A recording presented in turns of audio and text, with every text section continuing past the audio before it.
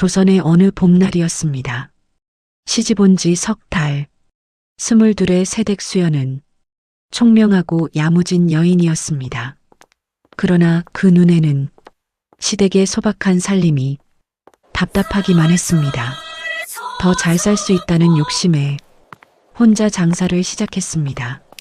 그러나 교활한 포목상의 속임수에 넘어가 집안 논밭을 팔아야 할 큰 빚을 지고 말았습니다. 온 집안이 발칵 뒤집혔습니다. 그런데 시어머니는 역정 한 번 내지 않으셨습니다. 꾸중도 한숨도 눈물도 없었습니다. 다만 씨앗 한 단지를 며느리의 손에 조용히 얹어주셨을 뿐입니다. 과연 그 씨앗 한 단지 안에 시어머니는 무엇을 담으셨던 것일까요? 안녕하세요. 김삿갓 야담기입니다. 오늘의 이야기 시작하기 전에 구독과 좋아요 부탁드립니다. 그럼 오늘의 이야기 시작하겠습니다. 경기도 여주 이른 봄이었습니다. 4월 초순이었는데도 아침 공기는 아직 차가웠습니다. 여주 읍내에서 조금 떨어진 곳에 윤씨 집안의 기와집이 있었습니다. 그리 크지 않은 집이었지만 단정했습니다. 안채와 사랑채가 반듯하게 나뉘어 있었고 마당 한쪽에는 오래된 감나무 한 그루가 서 있었습니다. 담장 아래로 작은 텃밭이 있었고 봄이 오면 그 텃밭에 온갖 채소가 올라왔습니다. 집안의 살림은 넉넉하지도 궁핍하지도 않았습니다. 논 몇 마지기와 밭이 조금 있었고 그것으로 안에 살림을 꾸리는 조선의 평범한 중소지주 집안이었습니다. 그 집 안채에서 이수연이 살고 있었습니다. 시집 온 지 석 달이 되었습니다. 나이 22이었습니다. 갸름한 얼굴에 눈썹이 짙고 눈빛이 또렷했습니다. 인매가 단단하게 다물리는 편이었는데 웃을 때면 보조개가 들어갔습니다. 머리는 쪽을 쪄서 올리고 은빛 뒷꽂이를 꽂았습니다. 시집을 왔으니 이제 쪽머리가 맞는 차림이었습니다. 연한 옥색 저고리에 짙은 하늘색 치마를 즐겨 입었는데 소매 끝을 항상 단정하게 여몄습니다. 손발이 빠르고 눈치가 빨랐습니다. 친정에서 늘 칭찬받으며 잘한 덕에 무슨 일이든 스스로 잘 해낼 수 있다는 자신감이 뼛속에 배어 있었습니다. 시어머니 박 씨는 그런 며느리를 처음부터 말없이 지켜봤습니다. 나이 58이었습니다. 키가 그리 크지 않았지만 등이 반듯하게 펴져 있어서 자리에 앉으면 위엄이 느껴지는 사람이었습니다. 머리는 새치가 많이 섞인 검은 머리를 단단하게 쪽을 젓고 모양이 단순한 나무 뒷꽂이 하나를 꽂았습니다. 옷은 항상 수수했습니다. 무명 저고리에 진한 쑥색 치마를 즐겨 입었는데 오래 입어서 색이 조금 바랬지만 항상 깨끗했습니다. 말이 적었습니다. 하루에 꼭 필요한 말만 했습니다. 그러나 집안에서 무슨 일이 일어나는지 누가 무슨 생각을 하는지를 모두 꿰뚫고 있는 사람이었습니다. 30년을 이 집안을 지켜온 여인이었습니다. 그런데 그날 아침 그 단정한 집에 일이 터졌습니다. 이수연이 장독대 앞에 주저앉아 있었습니다. 무릎에 힘이 빠져서 그냥 주저앉은 것이었습니다. 손에는 편지 한 장이 들려 있었습니다. 손이 떨리고 있었습니다. 편지에는 짧은 글이 적혀 있었습니다. 여주 읍내 포목상 김주사로부터 온 것이었는데 내용은 단 한 가지였습니다.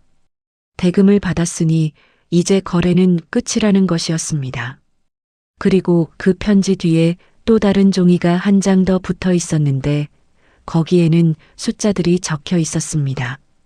이수연이 외상으로 받아간 비단 원단의 총액이었습니다. 그 숫자가 이수연을 주저앉게 만들었습니다. 사건의 시작은 보름 전으로 거슬러 올라갑니다. 여주 읍내 저작거리에 포목상 김주사라는 자가 있었습니다. 나이 50이었습니다. 체구가 둥글고 얼굴이 넓적했습니다. 눈이 작고 웃음이 많아서 첫인상이 편안한 사람처럼 보였습니다. 항상 값이 나가 보이는 짙은 남색 두루마기를 걸치고 머리에 갓을 번듯하게 얹었습니다. 말이 청산유수였습니다. 저작거리에서 비단과 무명을 파는 포목상으로 알려져 있었는데 실제로는 그보다 더 복잡한 장사를 하는 자였습니다. 돈이 될 만한 곳을 귀신같이 찾아내고 그곳에 달콤한 말을 갖다 붙이는 것이 이 사람의 진짜 재주였습니다. 김 주사가 수연에게 처음 접근한 것은 시집 온 지 2달째 되던 날이었습니다. 수연이 장을 보러 읍내에 나갔을 때였습니다. 김 주사는 마치 우연인 것처럼 수연 옆에서 걷다가 말을 붙였습니다. 새 며느리가 들어왔다는 소문은 진작부터 저작거리에 퍼져 있었습니다. 김 주사는 그 새 며느리가 총명하고 야무지다는 말도 함께 들었습니다. 그리고 그 총명함과 야무짐이 아직 세상 물정을 모르는 것과 한 몸에 붙어 있다는 것도 알았습니다. 김 주사가 수연에게 건넨 제안은 그럴듯했습니다. 청나라에서 들어온 고급 비단 원단을 대량으로 먼저 받아서 읍내 저작거리에 내다 팔면 2배 이익을 남길 수 있다는 것이었습니다. 값은 다 팔고 나서 나중에 치러도 된다는 것이었습니다. 이익의 절반만 자신에게 주면 된다는 것이었습니다.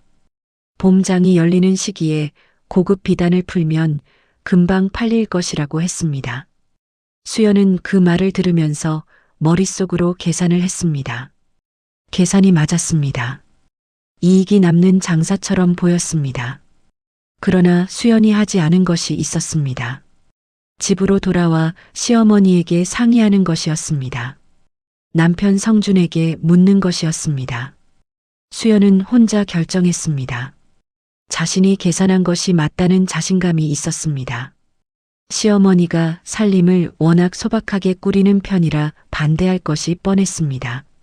남편은 바깥일보다 책을 더 좋아하는 사람이라 장사 이야기를 꺼내면 어차피 잘 모를 것이었습니다.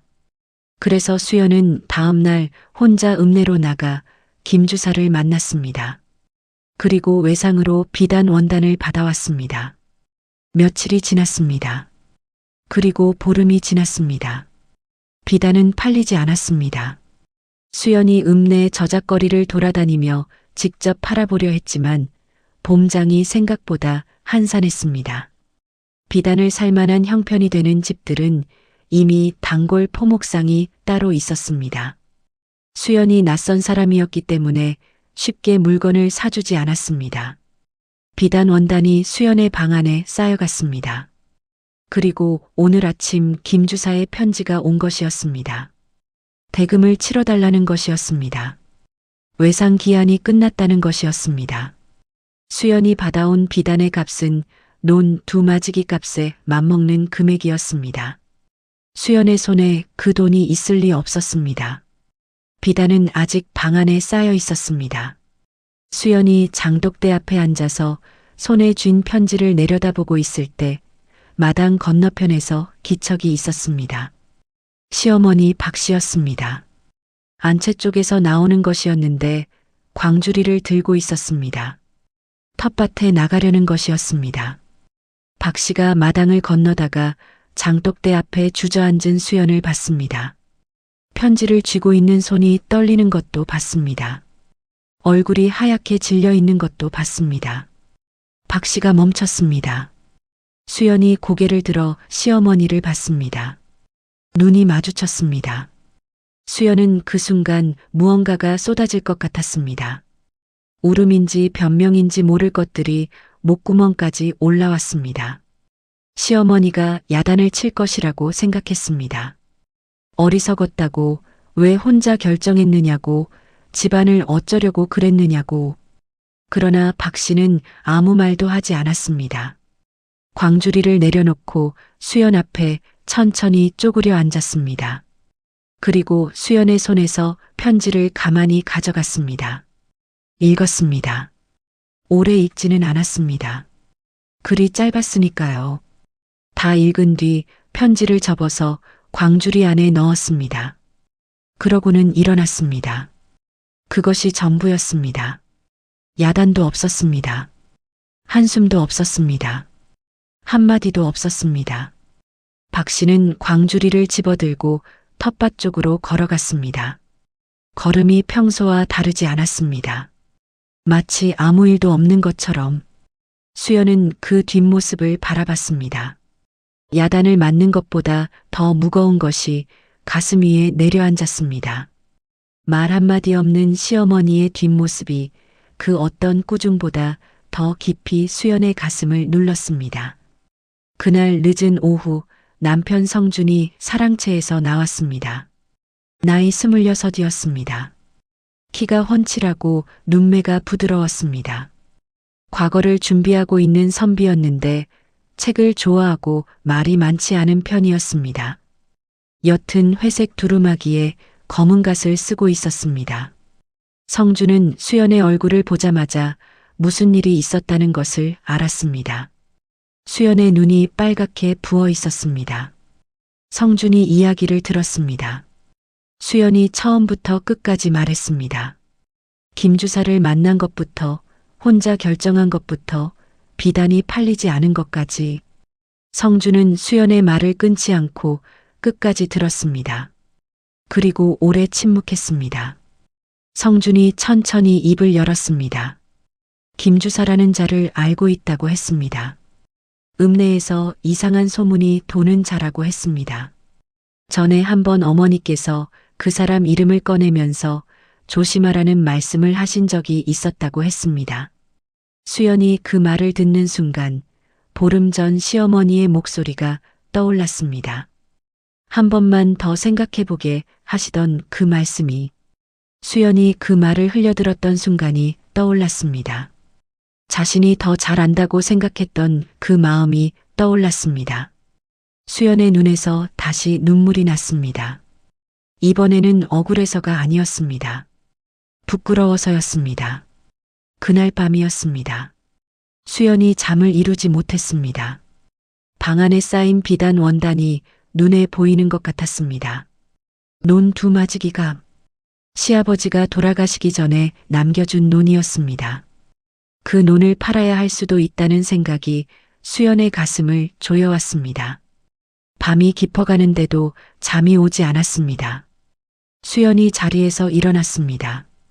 마당으로 나왔습니다. 봄밤의 공기가 차가웠습니다. 감나무 가지 사이로 별이 몇 개 보였습니다. 그때 안채 쪽 문이 열렸습니다. 시어머니였습니다. 밤에도 잠을 자지 않고 있었던 것인지 아니면 마당의 인기척을 느낀 것인지 박 씨가 마당으로 나왔습니다. 두 사람이 마당에서 마주쳤습니다. 박 씨가 수연 옆에 와 섰습니다. 아무 말도 하지 않고 하늘을 올려다봤습니다. 수연도 하늘을 올려다봤습니다. 두 사람이 나란히 서서 별을 봤습니다. 한동안 아무 말이 없었습니다.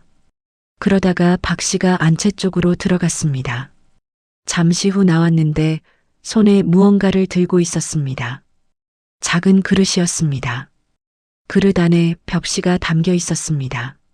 납작하고 작은 씨앗들이 그릇 안에 가득 담겨 있었습니다. 박 씨가 수연에게 그릇을 내밀었습니다. 그리고 텃밭 쪽을 손으로 가리켰습니다. 내일 아침에 저기다 심어보게 하는 눈빛이었습니다. 말은 하지 않았습니다. 그저 그릇을 수연의 손에 얹어 주었습니다. 수연이 그릇을 받아들었습니다. 씨앗들이 손바닥 안에서 서로 부딪히는 소리가 났습니다. 차갑고 단단한 씨앗들이었습니다. 이 작은 것들이 자라면 벼가 된다는 것을 수연은 알고 있었습니다. 그러나 지금 이 씨앗이 시어머니에게 무슨 뜻인지, 왜 하필 지금 이것을 건네는지 수연은 알지 못했습니다. 박 씨가 다시 안채로 들어갔습니다. 수연이 혼자 마당에 서서 씨앗이 담긴 그릇을 내려다봤습니다. 집안을 발칵 뒤집어 놓은 날 밤에 시어머니가 꾸중 대신 씨앗을 건넨 것이었습니다. 수연은 그 뜻을 아직 몰랐습니다. 그저 손 안에 씨앗이 차갑고 작다는 것만 느꼈습니다. 봄밤의 바람이 감나무 가지를 흔들었습니다. 다음 날 아침이었습니다. 수연이 눈을 떴을 때 하늘이 아직 뿌옇게 밝아오는 시각이었습니다. 잠을 거의 자지 못했습니다. 머리가 무거웠습니다. 그러나 어젯밤 받아든 씨앗 그릇이 방 한켠에 놓여 있는 것이 눈에 들어왔습니다. 수연이 자리에서 일어났습니다. 세수를 하고 머리를 다시 올렸습니다. 옥색 저고리를 입고 하늘색 치마를 둘렀습니다. 그리고 씨앗 그릇을 들고 마당으로 나왔습니다. 텃밭으로 걸어갔습니다. 텃밭은 안채 담장 아래에 붙어 있는 조그만 밭이었습니다. 겨우내 묵혀두었다가 봄이 되면 흙을 뒤집고 씨앗을 심는 자리였습니다. 지금은 흙이 뒤집혀 있었습니다. 시어머니가 미리 갈아놓은 것이었습니다. 어제 아침 광주리를 들고 텃밭에 나갔을 때 갈아놓은 것이었습니다. 수연이 무릎을 꿇고 흙 위에 앉았습니다. 씨앗을 어떻게 심어야 하는지는 알고 있었습니다. 친정에서도 봄이 되면 텃밭에 씨앗을 심었습니다. 손으로 흙을 살짝 파고 씨앗을 넣고 흙을 덮으면 되었습니다. 수연이 천천히 시작했습니다. 흙이 손끝에 닿았습니다. 아직 차가운 봄 흙이었습니다. 겨우내 얼어있다가 막 녹은 흙은 부드러우면서도 서늘했습니다. 씨앗 하나를 집어서 작은 구멍 안에 넣었습니다. 흙을 덮었습니다. 이런 동작을 반복하면서 수연의 마음속에 여러 생각이 오갔습니다. 씨앗을 심는 것이 지금 이 순간 자신에게 무슨 의미가 있는지 알 수 없었습니다. 비톡촉 편지를 받은 날 꾸중 대신 씨앗을 건네는 시어머니가 이해되지 않았습니다. 야단을 맞았다면 차라리 나았을 것 같기도 했습니다. 어디에 분을 풀어야 할지 알았을 테니까요. 그러나 시어머니의 침묵은 그 어느 방향으로도 수연이 기댈 곳을 주지 않았습니다. 수연이 씨앗을 하나하나 심는 동안 발소리가 들렸습니다. 시어머니였습니다. 박 씨가 텃밭 옆에 와서 섰습니다. 수연이 씨앗을 심는 것을 내려다봤습니다. 그러고는 옆에 나란히 무릎을 꿇고 함께 심기 시작했습니다. 두 사람이 아무 말 없이 씨앗을 심었습니다. 한 줄을 다 심었습니다. 두 줄을 심었습니다. 흙에 덮인 씨앗들이 이제 보이지 않았습니다. 어디에 무엇을 심었는지 겉으로는 알 수 없었습니다. 평평한 흙뿐이었습니다. 박 씨가 손을 털고 일어섰습니다. 텃밭 옆에 있던 물을 한 바가지 떠서 씨앗을 심은 자리에 천천히 부었습니다. 흙이 촉촉하게 젖었습니다. 그것으로 끝이었습니다. 박 씨가 안채로 들어갔습니다. 수연이 젖은 흙을 내려다봤습니다. 이렇게 심어도 싹이 나는지 수연은 알고 있었습니다. 싹이 나기까지는 시간이 필요했습니다. 며칠이 혹은 일주일이 혹은 그보다 더 걸리기도 했습니다. 그리고 싹이 난다고 해서 바로 결실이 오는 것도 아니었습니다. 여름을 나고 가을이 되어야 별을 거둘 수 있었습니다.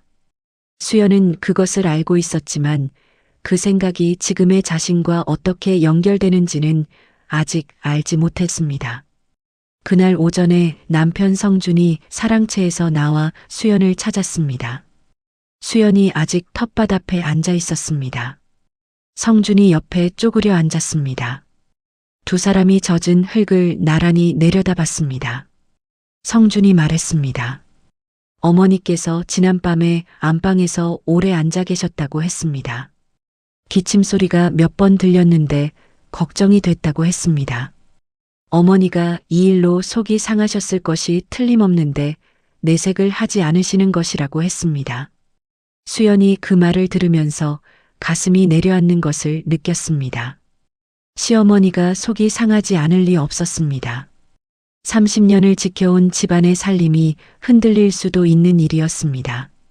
그런데도 야단 한마디 없이 밤에 혼자 속을 끓이고 있었던 것이었습니다. 성준이 한 가지를 더 말했습니다. 오늘 낮에 읍내에 다녀오겠다고 했습니다. 김 주사에게 시간을 더 달라고 해보겠다고 했습니다. 당장 모든 대금을 갚을 수는 없으니 분할해서 갚을 수 있는지 협의해 보겠다고 했습니다. 지금 당장 논을 팔 필요는 없을 것이라고 했습니다. 그리고 한 가지를 덧붙였습니다.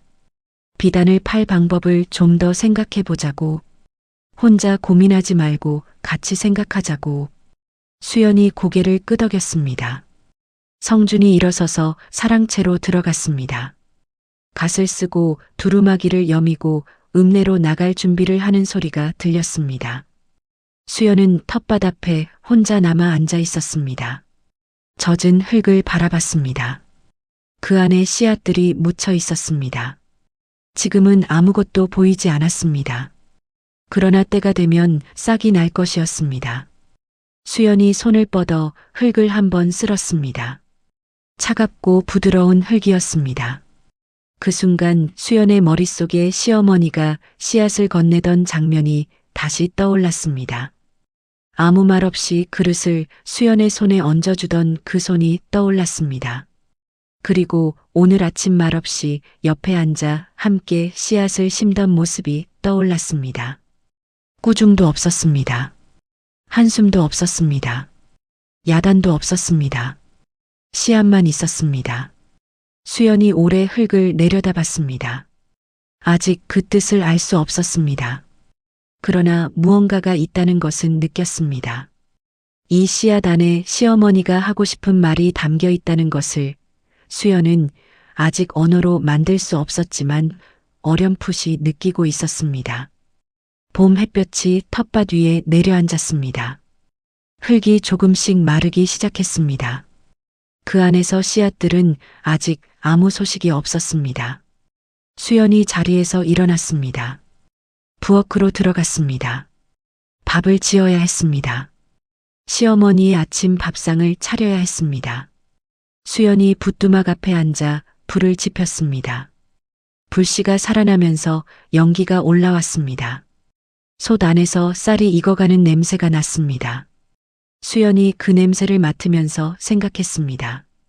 쌀도 씨앗에서 시작한다는 것을, 그리고 씨앗이 쌀이 되기까지 얼마나 많은 시간과 손길이 필요한지를, 봄에 심고 여름을 나고 가을에 거두는 그 모든 시간이 밥 한 그릇 안에 담겨 있다는 것을. 수연이 솥 뚜껑을 닫았습니다. 아직 아무것도 해결되지 않았습니다. 빚은 남아 있었습니다. 비단은 팔리지 않았습니다.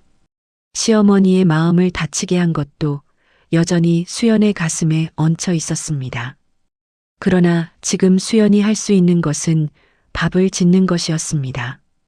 그리고 텃밭에 물을 주는 것이었습니다. 작은 것부터 하는 것이었습니다. 그것이 수연이 그날 아침 처음으로 배운 것이었습니다. 봄이 깊어가고 있었습니다. 씨앗을 심은 지 열흘이 지났습니다. 수연은 매일 아침 텃밭에 나가 씨앗을 심은 자리를 들여다봤습니다. 아직 아무것도 보이지 않았습니다. 흙은 그냥 흙이었습니다. 수연이 손으로 흙을 살짝 건드려 보면 씨앗의 감촉이 느껴지기는 했지만 위로 올라오는 것은 아직 없었습니다. 시어머니 박 씨는 매일 아침 수연과 함께 텃밭에 나왔습니다. 말은 여전히 없었습니다. 함께 물을 주고 흙을 살피고 돌아갔습니다. 그것이 전부였습니다. 수연은 그 일과가 처음에는 답답했습니다. 씨앗 하나가 이 상황과 무슨 상관이 있는지 아직 명확하지 않았습니다. 빚 문제가 해결된 것도 아니었고 비단이 팔린 것도 아니었습니다. 그러던 중 읍내에서 소식이 들려왔습니다. 김 주사가 읍내 저작거리에서 다시 사람들을 만나고 다닌다는 것이었습니다. 그리고 이번에는 집안 형편이 어려워진 윤씨 댁 이야기를 거론하면서 세거래 이야기를 꺼내고 있다는 것이었습니다. 수연이 실수로 빚을 진 일을 알고 있는 사람들이 저작거리에 퍼지기 시작한 것이었습니다. 그 소식을 가져온 사람은 막동이 어멈이었습니다. 막동이 어멈은 윤씨 집 옆 골목에 사는 이웃이었습니다. 나이 45이었습니다. 체구가 작고 말이 많은 편이었는데 저작거리에서 채소 장사를 하면서 읍내 소식을 누구보다 빨리 알고 있는 사람이었습니다. 손이 투박하고 목소리가 컸지만 마음은 따뜻한 편이었습니다. 항상 낡은 연두색 저고리에 검은 치마를 입었는데 장사하러 나갈 때는 광목 앞치마를 두르고 머리에 수건을 두르는 것이 습관이었습니다. 막동이 어머니 수연에게 귀띔해 준 것이 있었습니다. 김주사라는 자가 이번이 처음이 아니라는 것이었습니다. 3년 전에도 비슷한 방식으로 읍내 어느 과부집 며느리에게 접근해서 큰 돈을 빼간 일이 있었다고 했습니다. 그 집은 결국 논을 팔고 살림이 크게 기울었다고 했습니다. 그리고 그보다 더 전에도 비슷한 일이 있었다고 했습니다.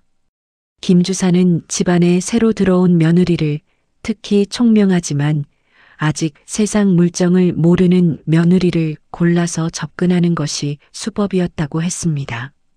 수연은 막동이 어멈의 말을 듣고 몸이 굳었습니다. 자신이 골라진 것이라는 사실이 충격이었습니다. 자신의 총명함을 믿었던 것이 오히려 표적이 된 이유였다는 것이 더욱 충격이었습니다. 막동이 어멈이 돌아간 뒤 수연이 마당에 혼자 서 있었습니다. 그때 시어머니가 안채에서 나왔습니다. 수연의 얼굴을 보고 무슨 일이 있었다는 것을 알았을 것이었습니다. 그러나 박 씨는 여전히 아무것도 묻지 않았습니다. 그저 텃밭 쪽으로 걸어갔습니다. 물을 주는 시각이 되어서였습니다. 수연이 뒤를 따랐습니다. 박 씨가 물바가지를 들어 씨앗자리에 물을 주었습니다. 흙이 젖었습니다. 수연도 물바가지를 들어 옆자리에 물을 주었습니다. 두 사람이 나란히 텃밭에 물을 주었습니다. 그때였습니다. 수연이 문득 텃밭 한 귀퉁이를 봤습니다. 씨앗을 심은 지 열흘이 지난 자리였습니다. 그 흙에서 아주 가느다란 초록빛 것이 하나 보였습니다. 손톱만큼도 안 되는 크기였습니다. 그러나 분명히 있었습니다. 흙 위로 머리를 내민 작은 싹이었습니다. 수연이 멈췄습니다. 박 씨도 그것을 봤습니다. 두 사람이 동시에 그 작은 싹을 내려다봤습니다. 침묵이 흘렀습니다. 수연이 무릎을 꿇고 싹 가까이 얼굴을 대었습니다. 손가락 끝으로 가볍게 그 주변의 흙을 건드렸습니다. 싹이 봄바람에 아주 살짝 흔들렸습니다. 수연이 고개를 들어 시어머니를 봤습니다. 박 씨가 수연을 봤습니다. 박 씨의 눈에 무언가가 있었습니다. 야단도 아니었고 칭찬도 아니었습니다. 오래 기다려온 사람만이 가질 수 있는 눈빛이었습니다. 무언가를 알고 있는 눈빛이었습니다. 수연이 그 눈빛을 받으면서 아직 말로는 설명할 수 없지만 시어머니가 이 씨앗을 통해 자신에게 무언가를 보여주려 한다는 것을 처음으로 조금 더 가깝게 느꼈습니다. 남편 성준이 읍내에서 돌아온 것은 그날 저녁이었습니다. 성준이 가져온 소식은 좋지도 나쁘지도 않았습니다. 김 주사가 한 달의 시간을 더 주겠다고 했다는 것이었습니다. 단 그 한 달 안에 전액을 갚아야 한다는 조건이었습니다. 이자도 붙는다는 것이었습니다. 성준이 수연에게 말했습니다. 한 달이 있다고. 그 한 달 안에 비단을 팔아야 한다고. 한 달 안에 팔지 못하면 논을 팔아야 할 수도 있다고. 수연이 고개를 끄덕였습니다. 한 달이었습니다. 그 한 달이 길게 느껴지지 않았습니다. 봄장이 한산하다는 것을 이미 경험했습니다. 낯선 사람에게 고급 비단을 선뜻 사주는 사람이 없다는 것도 알았습니다. 수연이 그날 밤 오래 생각했습니다. 어떻게 팔 것인가? 어디에 가야 하는가? 누구를 통해야 하는가? 수연의 머릿속이 바쁘게 돌아갔습니다. 총명한 사람이었습니다. 생각을 정리하는 속도가 빠른 사람이었습니다. 그러나 이번에는 혼자 결정하지 않겠다고 마음을 정했습니다.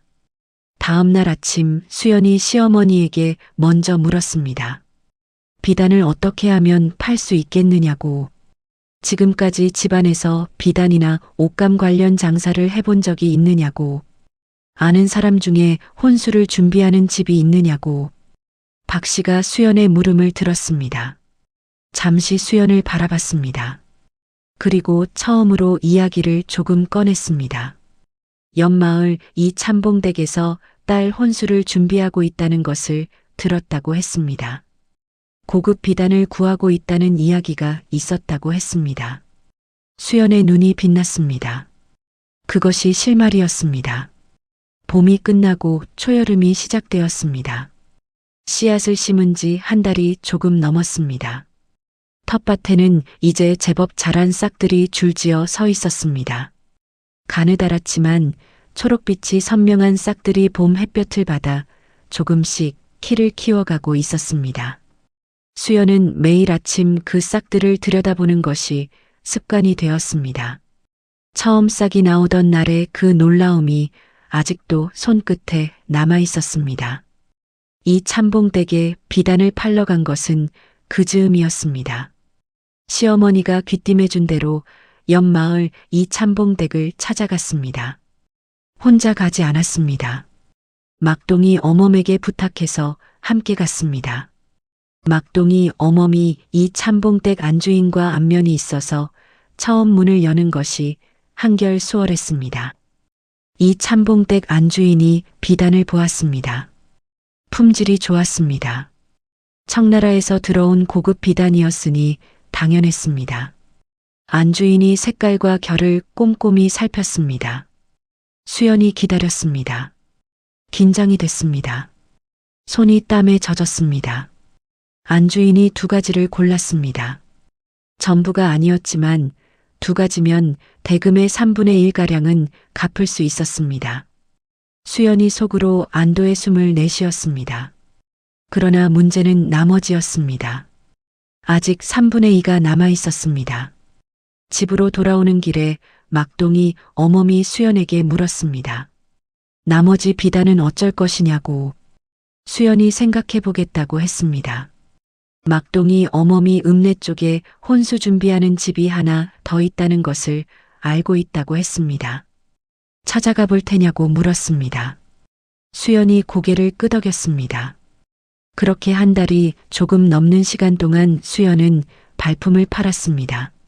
막동이 어멈의 도움을 받아 여기저기 찾아다녔습니다. 혼수 준비하는 집, 제사가 있는 집, 나들이 옷이 필요한 집, 비단 한 필씩 한 필씩 팔아나갔습니다. 처음처럼 혼자가 아니었습니다. 아는 사람을 통해서 소개를 받아서 천천히 하나씩 팔았습니다. 그러던 어느 날이었습니다. 김 주사가 나타났습니다. 읍내 저작거리에서였습니다. 수연이 막동이 어멈과 함께 장을 보러 나갔다가 마주쳤습니다. 김 주사가 먼저 알아보고 다가왔습니다. 여전히 둥글고 넓적한 얼굴에 작은 눈이 웃고 있었습니다. 짙은 남색 두루마기가 정과 같았습니다. 김 주사가 수연에게 말을 붙였습니다. 마침 잘 됐다고 했습니다. 이번에 아주 좋은 거래가 있는데 함께하면 이전의 손해를 한꺼번에 만회할 수 있을 것이라고 했습니다. 이번에는 확실한 거래처가 있다고 했습니다. 한양에서 내려온 상단이 물건을 구하고 있다고 했습니다. 수연의 가슴이 흔들렸습니다. 아직 대금의 절반 가까이가 남아 있었습니다. 이 참봉댁에서 받은 돈과 그 뒤로 팔아온 돈을 합쳐도 아직 부족했습니다. 한 달 기한이 다가오고 있었습니다. 그 상황에서 한꺼번에 만회할 수 있다는 말이 솔깃하지 않을 수 없었습니다. 수연이 흔들리는 것을 막동이 어멈이 옆에서 봤습니다. 막동이 어멈이 수연의 소매를 잡아당겼습니다. 그리고 수연의 귀에 속삭였습니다. 가자고.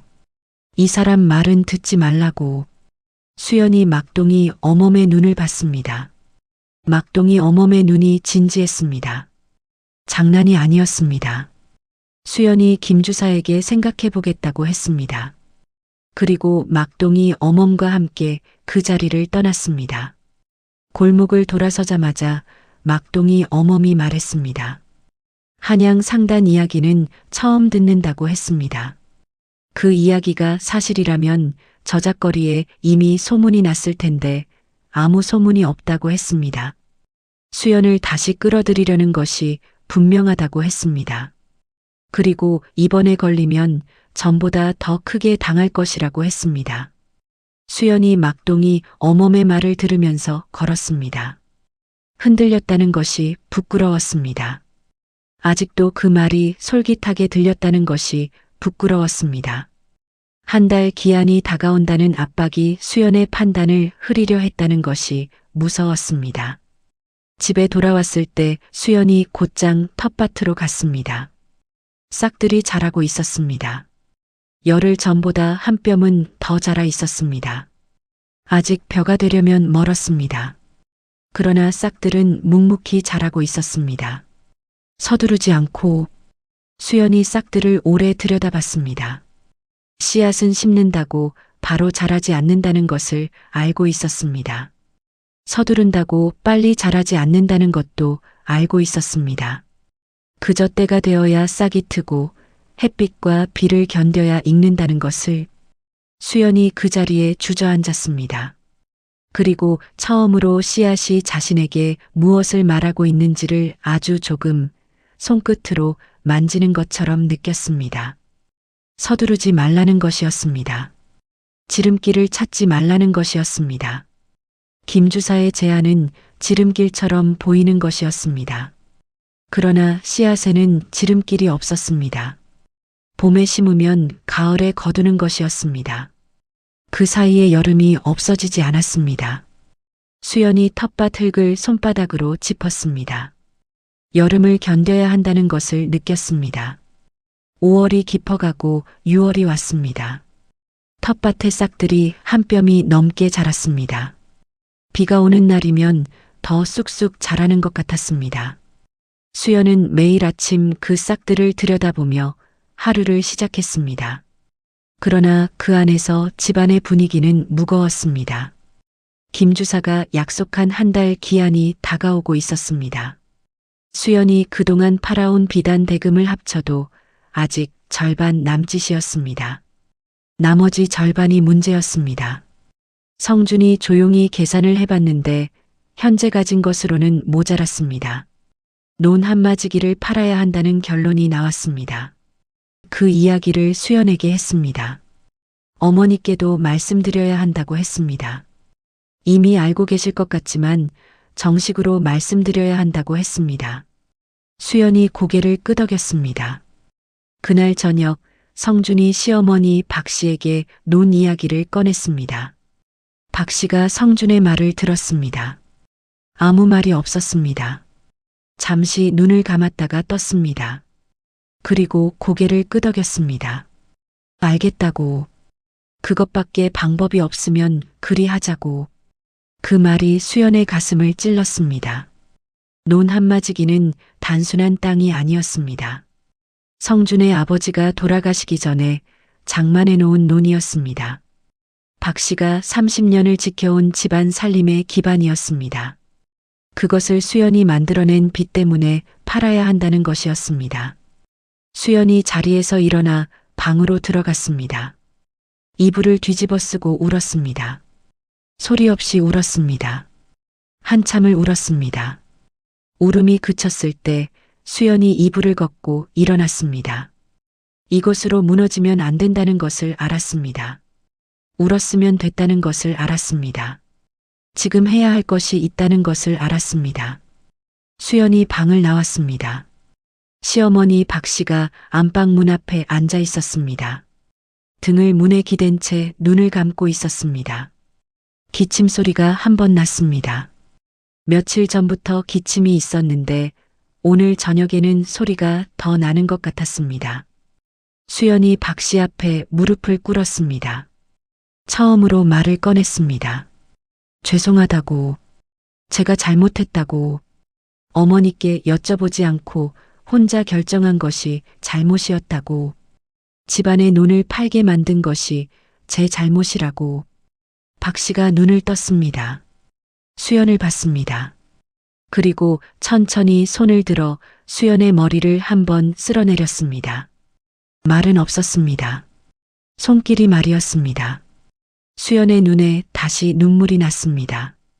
그러나 이번에는 다른 눈물이었습니다. 무너지는 눈물이 아니었습니다. 무언가가 조금 열리는 눈물이었습니다. 박 씨가 안방으로 들어갔습니다. 수연이 마당을 나왔습니다. 텃밭으로 갔습니다. 한여름 밤의 텃밭은 어두웠습니다. 싹들이 자라고 있는 것이 달빛에 희미하게 보였습니다. 아직 벼가 되려면 멀었습니다. 이삭이 패려면 가을이 되어야 했습니다. 수연이 싹들 앞에 앉아 있었습니다. 싹들은 이 어두운 여름밤에도 자라고 있었습니다. 아무것도 모르는 것처럼, 서두르지 않는 것처럼 그냥 자라고 있었습니다. 수연이 깨달은 것이 있었습니다. 씨앗이 자라는데 여름이 없어지지 않는 것처럼 사람이 자라는데도 이 어두운 시간이 없어지지 않는다는 것이었습니다. 이 여름을 피할 수 없다는 것이었습니다. 견뎌야 한다는 것이었습니다.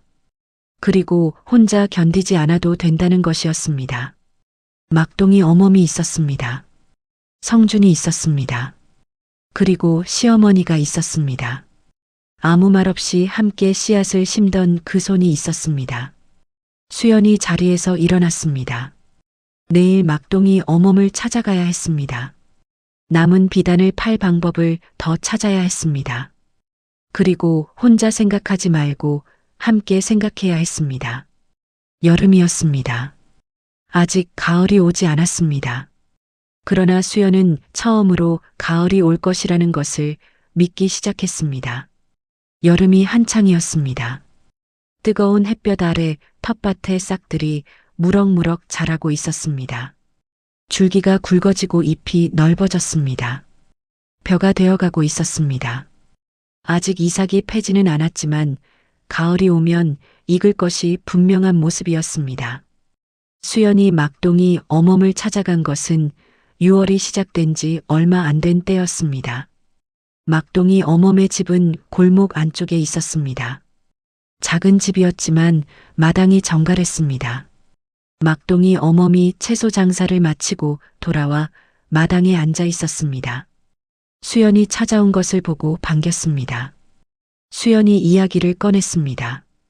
남은 비단을 어떻게 팔면 좋겠느냐고, 아는 방법을 다 써봤는데 아직 부족하다고, 도움을 받고 싶다고. 막동이 어멈이 잠시 생각했습니다. 그리고 한 가지를 꺼냈습니다. 여주 읍내에서 3일장이 서는데 다음 장날이 닷새 뒤라고 했습니다. 그 장에 자리를 내서 직접 비단을 내다 팔면 어떻겠느냐고 했습니다. 포목상에 의존하는 것이 아니라 직접 손님을 만나는 것이라고 했습니다. 자신이 자리 옆에 함께 있어 줄 수 있다고 했습니다. 채소 장사를 하면서 옆에서 손님을 불러줄 수 있다고 했습니다. 수연이 그 말을 들으면서 생각했습니다. 장에서 직접 하는 것은 수연이 처음 해보는 일이었습니다. 부끄러울 수도 있었습니다. 체면이 신경 쓰일 수도 있었습니다. 양반과 며느리가 장에서 물건을 파는 것이 낯설게 보일 수도 있었습니다. 그러나 수연은 그 생각을 내려놓았습니다. 체면보다 중요한 것이 있었습니다. 수연이 하겠다고 했습니다. 집으로 돌아와 시어머니에게 그 계획을 말했습니다. 장에 나가 직접 팔겠다고, 막동이 어멈이 함께 해주기로 했다고. 박 씨가 수연의 말을 들었습니다. 그리고 처음으로 빙긋 웃었습니다. 아주 잠깐 눈가에 주름이 잡히는 웃음이었습니다. 그러나 수연은 그 웃음을 놓치지 않았습니다. 시집 온 이후 처음으로 보는 시어머니의 웃음이었습니다. 박 씨가 안채로 들어갔다가 잠시 후 나왔습니다. 손에 무언가를 들고 있었습니다. 얇은 보자기였습니다. 보자기 안에 물건들이 들어 있었습니다. 바늘과 실, 가위, 그리고 박 씨가 직접 만든 듯한 작은 천주머니 하나였습니다. 박 씨가 그것을 수연에게 건넸습니다. 장에 나가면 비단을 진열하는데 이것들이 필요할 것이라는 눈빛이었습니다. 그리고 천주머니 안에는 작은 돈이 들어 있었습니다. 장에서 거스름돈으로 쓸 엽전이었습니다. 수연이 그것을 받아들면서 목이 메었습니다. 아무 말 없이 이것을 준비해두고 있었던 것이었습니다. 수연이 언제 이런 결심을 할지 기다리고 있었던 것처럼 장날이 왔습니다. 수연이 새벽같이 일어나 비단을 정리했습니다. 막동이 어멈이 아침 일찍 찾아와 함께 짐을 들고 장으로 나갔습니다. 여주 읍내 3일장은 제법 규모가 있었습니다. 사람들이 이른 아침부터 모여들었습니다. 채소, 생선, 옹기, 토목, 곡식 등을 파는 좌판들이 길게 늘어서 있었습니다. 수연과 막동이 어멈이 자리를 폈습니다. 비단 원단을 펼쳐놓고 손님을 기다렸습니다. 처음에는 사람들이 그냥 지나쳤습니다. 낯선 사람이었으니까요. 막동이 어멈이 지나가는 사람들에게 말을 붙였습니다. 청나라에서 온 비단이라고, 품질이 좋다고, 한번 보고 가라고. 손님이 한 명 왔습니다. 만져보고 갔습니다. 또 한 명 왔습니다. 물었습니다. 값을 물었습니다. 수연이 답했습니다. 그리고 샀습니다. 첫 번째 손님이 비단을 사고 난 뒤 수연의 가슴에 무언가가 올라왔습니다. 직접 팔아서 받은 첫 번째 돈이었습니다. 손에 쥐어진 엽전이 작지만 무거웠습니다. 그날 하루 동안 수연은 비단 여러 필을 팔았습니다. 전부 팔지는 못했습니다. 그러나 남은 대금의 절반 가까이를 메울 수 있는 금액이었습니다. 그리고 막동이 어멈이 다음 장날에도 나오면 나머지도 팔릴 것이라고 했습니다. 수연이 집으로 돌아온 것은 해가 기울어가는 오후였습니다. 발이 아팠습니다. 목이 쉬었습니다. 온종일 서서 손님을 맞고 말을 한 탓이었습니다. 마당에 들어서자 시어머니 박 씨가 텃밭 옆에 서 있었습니다. 수연이 오는 것을 기다리고 있었던 것처럼 그쪽을 보고 있었습니다. 수연이 그 앞에 섰습니다. 오늘 있었던 일을 말했습니다. 팔았다고, 많지는 않지만 팔았다고, 다음 장날에도 나가겠다고. 박 씨가 수연을 봤습니다. 그리고 수연의 손을 잡았습니다. 오래 장사를 하느라 빨갛게 달아오른 수연의 손을 박 씨의 두 손이 감쌌습니다. 말이 없었습니다. 그러나 그 손길이 말이었습니다. 수고했다는 손길이었습니다. 7월이었습니다. 텃밭에 벼가 많이 자랐습니다. 줄기가 굵어지고 잎이 넓어졌습니다. 이삭이 패기 시작했습니다. 아직 여물지는 않았지만 이삭의 모양이 갖춰지기 시작했습니다. 수연이 3일장에 2번을 더 나갔습니다. 막동이 어멈이 2번 모두 함께 했습니다. 이제 수연의 얼굴이 알려지기 시작했습니다. 첫 장날에 비단을 산 손님이 입소문을 냈습니다. 두 번째 장날에는 소문을 듣고 찾아온 손님이 있었습니다. 세 번째 장날에는 비단이 거의 다 팔렸습니다. 마지막 한 필이 남았습니다. 수연이 그 한 필을 들고 시어머니를 찾아갔습니다. 이것은 어머니가 가지셔도 되지 않겠느냐고 했습니다. 남은 대금은 이제 갚을 수 있게 됐다고 했습니다. 논을 팔지 않아도 된다고 했습니다. 박 씨가 수연이 들고 온 비단을 봤습니다. 손으로 한번 만졌습니다. 그리고 고개를 저었습니다. 이것은 내 것이라고, 내가 팔아서 번 것이라고. 수연이 그 말을 듣고 눈물이 날 뻔했습니다. 참았습니다. 그리고 다시 말했습니다. 어머니께서 씨앗을 주지 않으셨으면 저도 없었을 것이라고. 박 씨가 잠시 수연을 봤습니다. 그리고 한마디를 했습니다. 씨앗은 내가 줬지만 심은 것은 내가 했다고. 수연이 그 말을 들으면서 가슴에 무언가가 차오르는 것을 느꼈습니다. 그 다음 날 수연이 혼자 결정한 일이 있었습니다. 김 주사를 찾아가는 것이었습니다. 이번에는 달랐습니다. 처음에 비단을 외상으로 받아올 때의 수연이 아니었습니다. 그때는 혼자였고 자신감만 있었고 세상 물정을 몰랐습니다. 지금은 달랐습니다. 막동이 어멈에게 부탁했습니다. 함께 가달라고. 막동이 어멈이 선뜻 나섰습니다. 두 사람이 읍내로 나갔습니다. 김 주사의 포목상을 찾아갔습니다. 김 주사가 두 사람을 보고 처음에는 여유롭게 웃으며 맞이했습니다. 여전히 둥글고 넓적한 얼굴에 작은 눈이 웃고 있었습니다. 수연이 가져온 것이 있었습니다. 돈이었습니다. 3일장에서 팔아모은 돈이었습니다. 부족한 부분은 성준이 도와줬습니다. 전액이었습니다. 이자까지 포함한 전액이었습니다. 수연이 그 돈을 김 주사 앞에 내려놓았습니다. 그리고 말했습니다. 이것으로 끝이라고. 다시는 거래하지 않겠다고. 그리고 덧붙였습니다. 앞으로 이 읍내에서 같은 방식으로 사람을 해치는 일이 있으면 좌시하지 않겠다고. 지난번에 있었던 일들을 막동이, 어멈이 모두 알고 있다고. 읍내 사람들이 알게 되면 어떻게 되겠느냐고. 김 주사의 얼굴에서 웃음이 사라졌습니다. 돈을 세었습니다.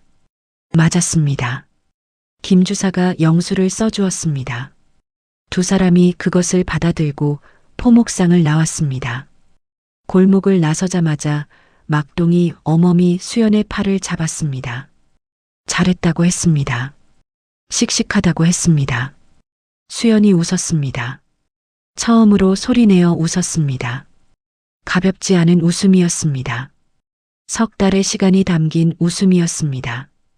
씨앗을 심고 싹을 기다리고 여름을 견디고 장에 나가 발품을 팔고 그리고 오늘 이 자리까지 온 시간의 무게가 담긴 웃음이었습니다. 8월이 되었습니다. 텃밭의 벼이삭이 고개를 숙이기 시작했습니다. 이삭이 여물면서 무거워지는 것이었습니다. 여물수록 고개가 숙여지는 것이 벼의 성질이었습니다. 수연은 그 모습을 볼 때마다 오래 서 있었습니다. 집안의 분위기가 달라졌습니다. 빚이 갚아졌습니다.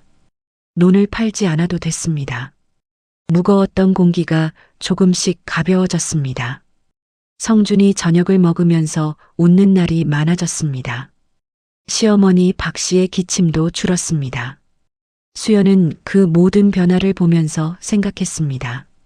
집안의 빚이 해결된 것보다 더 크게 달라진 것이 있었습니다. 수연 자신이었습니다. 석 달 전의 수연과 지금의 수연이 달랐습니다. 석 달 전의 수연은 총명했지만 혼자였습니다. 자신감이 있었지만 그것이 전부인 줄 알았습니다. 세상을 자신의 계산대로 움직일 수 있다고 생각했습니다. 지금의 수연은 알았습니다. 혼자 계산한 것이 언제나 맞는 것이 아니라는 것을. 총명함은 재료일 뿐이고 그것을 올바르게 쓰는 법을 배우는 것이 따로 있다는 것을. 그리고 그 배움은 야단을 맞는다고 생기는 것이 아니라는 것을. 씨앗처럼 때가 되어야 싹이 트는 것이라는 것을.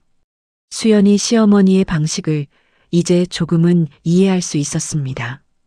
박 씨가 그날 꾸중 대신 씨앗을 건넨 것은 수연이 스스로 깨달아야 한다는 것을 알았기 때문이었습니다. 말로 가르치면 귀로 듣는 것에서 끝납니다. 그러나 씨앗을 심고 기다리고 견디고 거두는 것은 몸으로 아는 것이었습니다. 몸으로 아는 것은 잊어버리지 않았습니다. 수연이 텃밭 앞에 앉아 있을 때 시어머니 박 씨가 나왔습니다. 두 사람이 나란히 텃밭 앞에 앉았습니다. 고개를 숙인 벼이삭들이 늦여름 바람에 살랑 흔들렸습니다. 수연이 먼저 말을 꺼냈습니다. 어머니께서 씨앗을 주셨을 때 왜 그러셨는지 그때는 몰랐다고 했습니다. 지금은 조금 알 것 같다고 했습니다. 박 씨가 수연을 봤습니다. 대답하지 않았습니다. 그러나 눈이 말하고 있었습니다. 알면 됐다는 눈이었습니다. 두 사람이 벼이삭을 바라봤습니다. 가을 바람이 불어왔습니다. 벼이삭들이 나란히 흔들렸습니다. 오래 심고 오래 기다린 것들이 이제 거의 다 여물어 있었습니다. 9월이었습니다. 텃밭의 벼가 황금빛으로 물들었습니다. 이삭이 가득 여물어 고개를 깊이 숙였습니다. 봄에 심은 작은 씨앗들이 이 모습까지 자란 것이었습니다. 추수할 때가 왔습니다. 수연이 낫을 들고 텃밭 앞에 섰습니다. 시어머니 박씨가 옆에 섰습니다. 성준도 나왔습니다.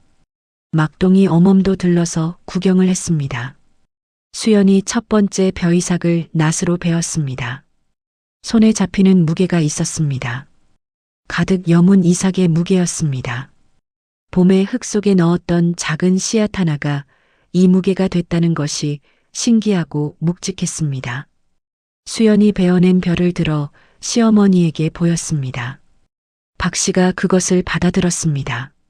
손가락으로 이삭을 한번 만졌습니다. 그리고 오늘 처음으로 긴 말을 했습니다. 씨앗은 심는다고 바로 자라지 않는다고 했습니다. 서두른다고 빨리 자라지도 않는다고 했습니다. 그저 때가 되어야 싹이 트고 햇빛과 비를 견뎌야 익는 법이라고 했습니다. 사람도 마찬가지라고 했습니다.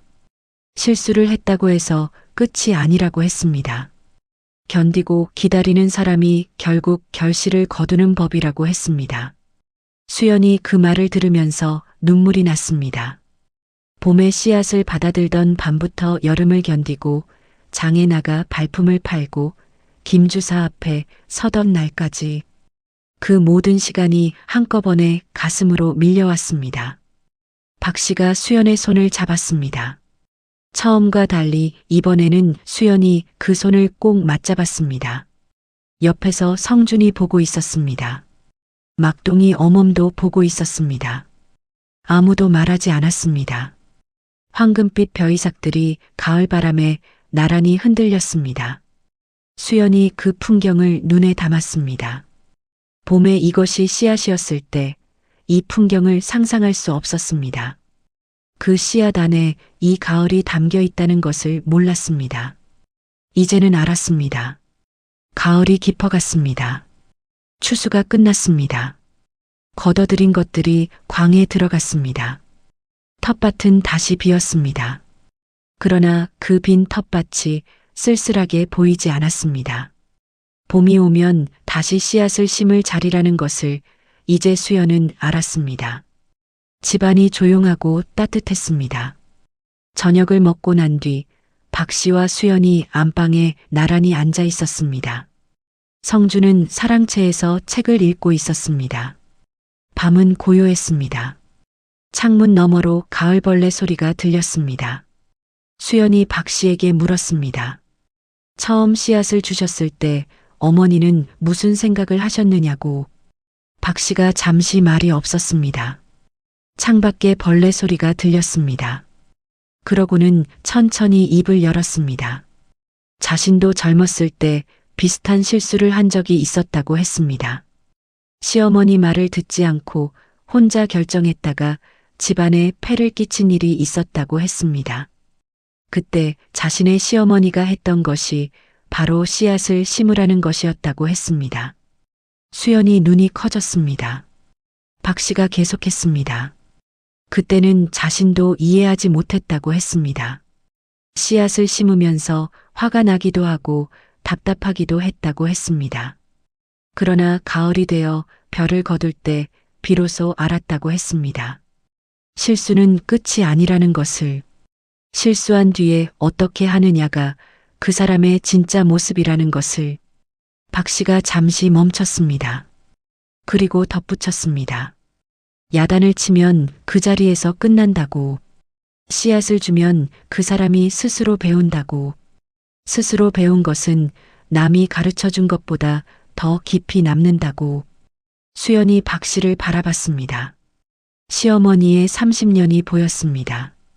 이 집안을 지켜온 30년의 무게가 보였습니다. 그 안에 담긴 지혜가 얼마나 오래된 것인지가 보였습니다. 시어머니에게도 시어머니가 있었고 그 시어머니에게도 씨앗을 건네준 사람이 있었던 것이었습니다. 수연이 말했습니다. 내년 봄에도 씨앗을 심겠다고. 그리고 나중에 자신도 누군가에게 씨앗을 건네주는 사람이 될 수 있으면 좋겠다고. 박 씨가 수연을 봤습니다. 그 눈에 웃음이 있었습니다. 봄에 처음 보던 그 웃음보다 깊은 웃음이었습니다. 눈가 주름이 잡히고 인매가 부드러워지는 웃음이었습니다. 말없는 웃음이었습니다. 그러나 수연은 이제 박 씨의 침묵을 읽을 수 있었습니다. 그래, 그렇게 하면 된다. 는 뜻이었습니다. 두 사람이 나란히 앉아 있었습니다.